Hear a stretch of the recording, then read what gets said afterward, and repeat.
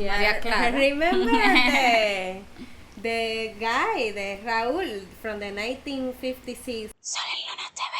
Hola, Soy Lunatics. Bienvenidos a Soy Luna TV. Yo soy Sol. Y yo soy Luna, and today we are here to react to the Philippines secret Spanish community, the Spanish Filipinos. We're not so secret community because everybody knows it exists. Oh really? Everyone knows?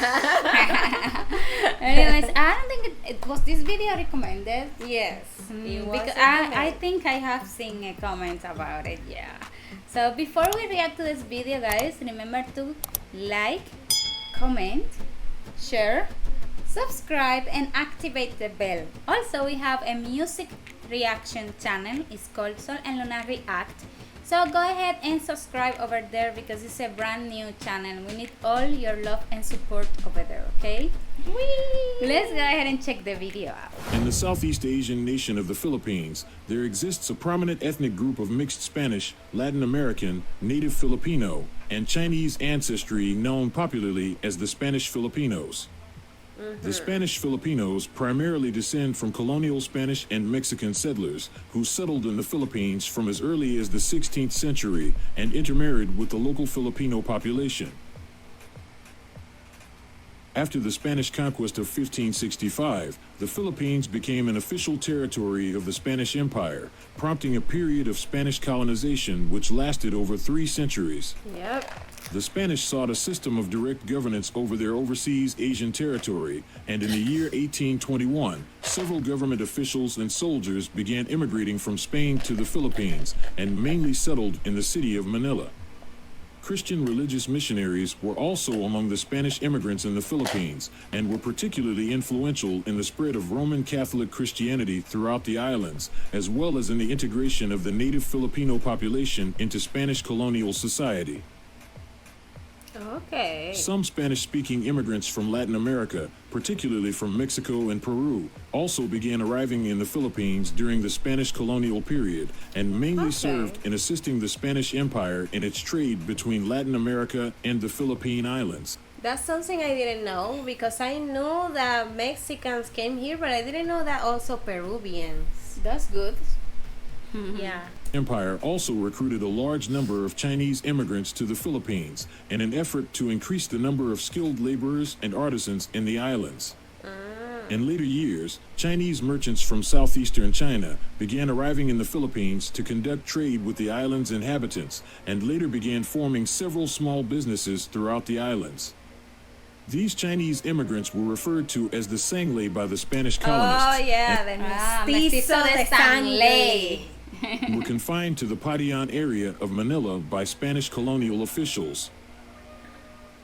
The Spanish and Latin American settlers gradually began forming relationships with the local Filipino population and with the Chinese immigrants, leading to the formation of a mixed-race Spanish-Filipino community.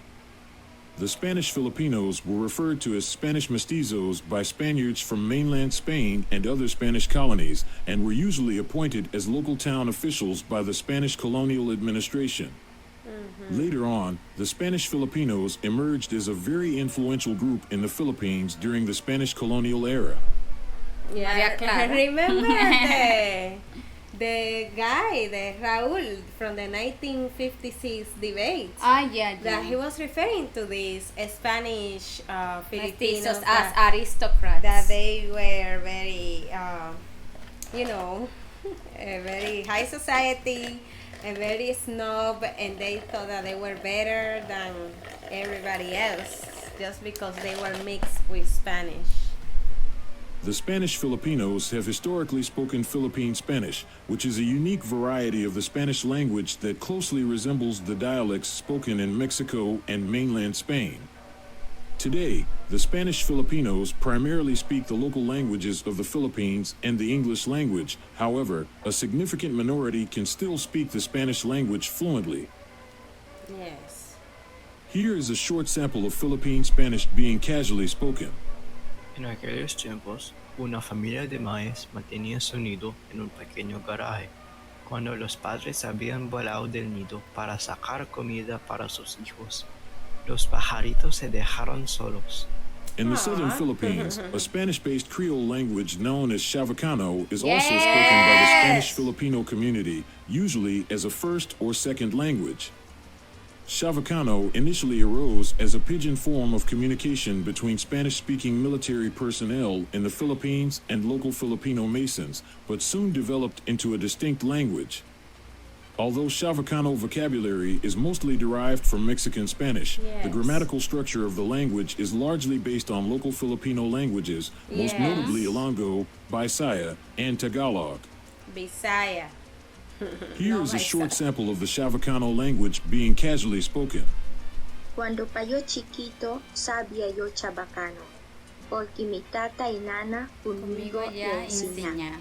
Y este nisos dialecto todo mi compoblano, agora y para siempre no debí de olvidar. Like most Filipinos, the Spanish Filipinos still bear Spanish surnames and predominantly adhere to Christianity, particularly Roman Catholic Christianity. Alright. I'm glad that they gave a shout out to Chavacano. language, guys, because it's uncanny all the times that people think Chavacano is just a dialect or broken Spanish or Yeah, some people don't realize that Chavacano is a language of on its own. its own right. Yeah, because the grammar is way different. And it has grammar rules. Okay, it Yeah. has grammar rules. It has a vocabulary. It has rules of pronunciation.